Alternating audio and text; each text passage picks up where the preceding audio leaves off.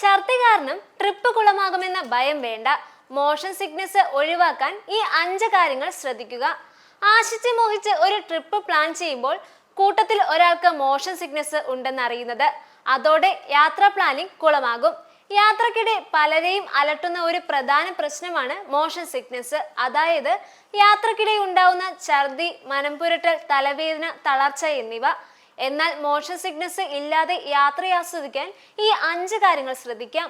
ഒന്നാമതായി, വിൻഡോ അല്ലെങ്കിൽ AC വാഹനത്തിലും ഇടുങ്ങിയ മുറികളിലും അധിക സമയം ചെലവഴിക്കുന്നത് ചിലരിൽ മനംപുരട്ടൽ ഉണ്ടാക്കിയേക്കാം. അതിനാൽ യാത്ര ചെയ്യുമ്പോൾ വാഹനത്തിലെ വായു സഞ്ചാരം ഉറപ്പാക്കുക. വിൻഡോകൾ തുറന്നിടുക അല്ലെങ്കിൽ എയർ കണ്ടീഷണർ ഓൺ ആണെന്ന് ഉറപ്പാക്കുക.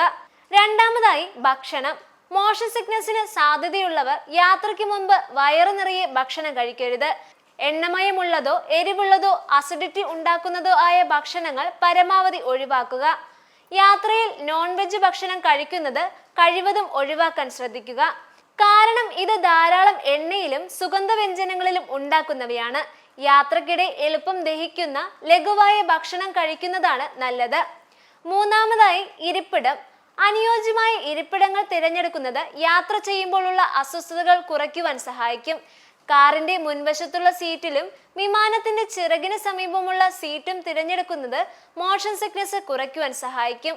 നാലാമതായി, പുളിയുള്ളവ കഴിക്കുക.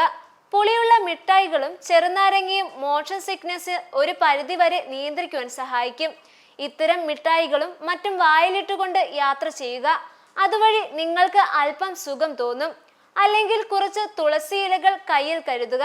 ഛർദിയോ മനംപുരട്ടലോ തോന്നുമ്പോൾ ഇവ വായിലിട്ട് ചവയ്ക്കുക. അഞ്ചാമതായി, സംഗീതവും മരുന്നുകളും.